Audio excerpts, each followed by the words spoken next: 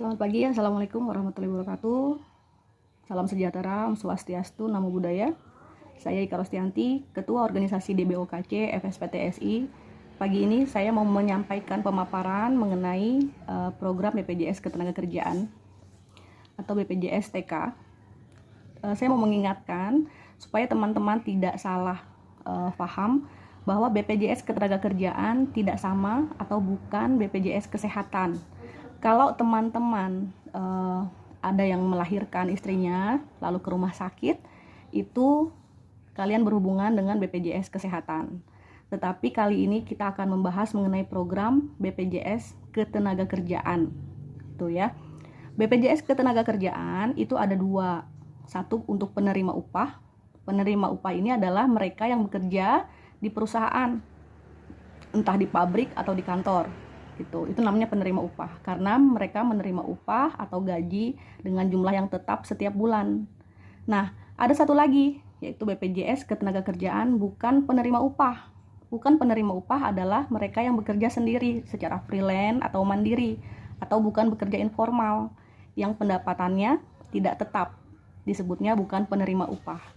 Kali ini saya akan membahas mengenai BPJS Ketenagakerjaan bukan penerima upah atau BPU. BPU atau bukan penerima upah bisa mendaftarkan BPJS Ketenagakerjaan melalui organisasi atau komunitas. Jadi teman-teman tidak perlu lagi mendaftar atau mendatangi kantor BPJS karena mungkin sebagian besar dari kita tidak punya waktu atau tidak bisa meluangkan waktu untuk mendaftar ke kantor BPJS. Dan ada juga beberapa teman-teman yang merasa segan atau merasa canggung kalau harus datang langsung ke kantor. Nah, sekarang gimana Bu caranya mendaftar? Caranya mendaftar, hubungi pengurus organisasi kalian yang bekerja sama dengan BPJS Ketenagakerjaan. Daftarnya mudah sekali. Bisa hanya melalui WhatsApp. Ketik saja nama lengkap, NIK KTP, tanggal lahir, alamat domisili, dan yang terakhir adalah nomor telepon. Hari itu atau saat itu kalian mendaftar, saat itu juga diinput datanya oleh pengurus ke BPJS Pusat, saat itu juga kartu digital BPJS kalian keluar. Nah, dengan kartu digital ini, kalian sudah bisa mengklaim kalau terjadi resiko. Apakah aman? Kartu digital ini aman, sudah bisa digunakan. Justru kadangkala kartu cetak itu atau kartu manual, itu kalau kalian taruh di dompet, itu bisa hilang, bisa rusak, bisa lecek atau apapun itu bisa inilah ya, bisa sobek gitu. Tetapi kartu digital ini lebih aman gitu. Jadi kalau cuma punya kartu digitalnya aja udah nggak usah khawatir. Jadi sudah bisa mengklaim kalau terjadi resiko. Lalu kita bicara mengenai program. BPJS Ketenagakerjaan punya 3 program, JKK, JKM, JHT. JKK jaminan kecelakaan kerja, JKM jaminan kematian, dan JHT jaminan hari tua. JKK dan JKM itu satu paket. Ya, kalian kalau ikut JKK JKM saja hanya membayar premi sebesar 16.800 setiap bulan. 16.800. Kalau ikut tiga-tiganya, JKK, JKM, JHT, hanya membayar 36.800 setiap bulan. Lebih murah dari harga rokok kalian setiap bulannya. Ya. Lalu apa saja yang didapat? Kalau JKK, jaminan kecelakaan kerja. Kalau terjadi resiko kecelakaan selama jam kerja, maka kalian mendapat perlindungan biaya pertanggungan dari BPJS sebesar 42 hingga 48 juta. Lalu, selama kalian belum pulih jika terjadi kecelakaan, belum bisa bekerja lagi, maka BPJS akan membayarkan gaji kalian setiap bulannya sampai kalian bisa bekerja lagi. Nah, gaji yang didaftarkan di sini adalah sebulannya 1 juta. Makanya kalian bisa dapat premi murah sebesar 16.800 karena pendaftaran gajinya dituliskan hanya 1 juta sebulan. Jadi jangan kaget kalau terjadi resiko kecelakaan terus selama belum pulih BPJS kasih kalian gaji kalian itu hanya sebulan 1 juta karena didaftarinnya cuma segitu.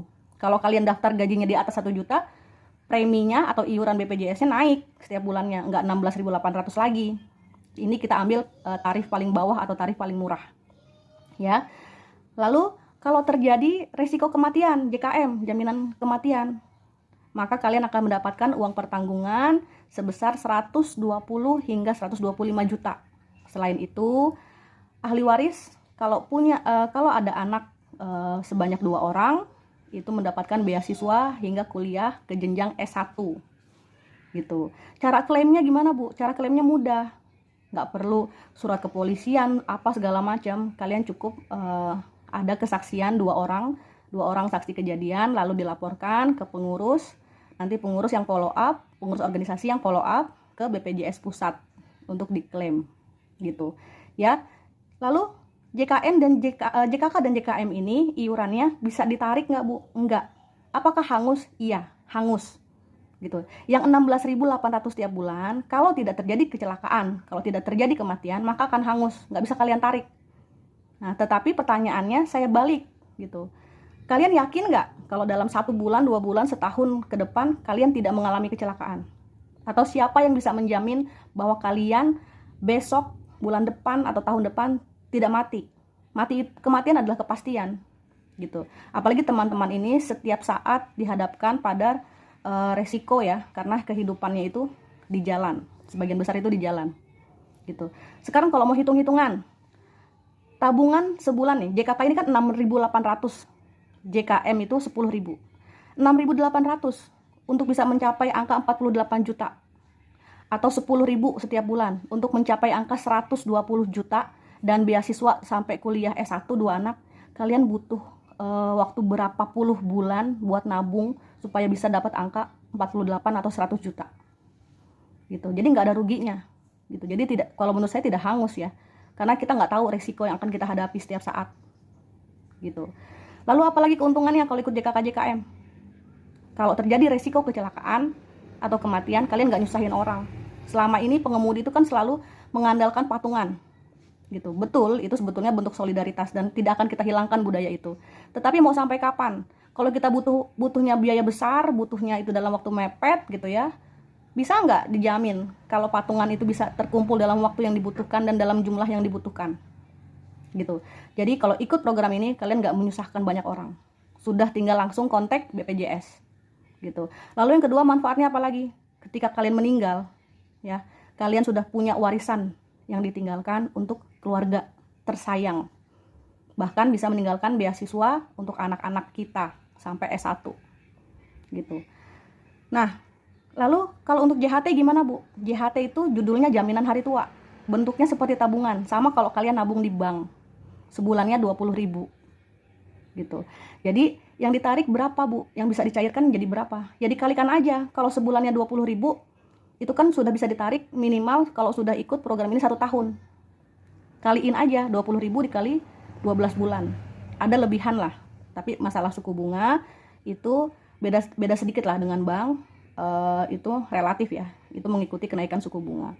Tetapi sebetulnya waktu yang paling tepat mencairkan JHT adalah ketika kalian memasuki usia pensiun. Karena namanya aja jaminan hari tua. Bertujuan kalian punya tabungan untuk hari tua kalian. Jadi nggak nyusahin anak-anak kalian ketika kalian tua nanti. Gitu. Nah, selain itu ada satu kelonggaran untuk peserta BPJS Ketenagakerjaan bukan penerima upah. Kan kita kan kalau untuk pekerja informal itu kan nggak sama kayak karyawan-karyawan kantor atau karyawan perusahaan.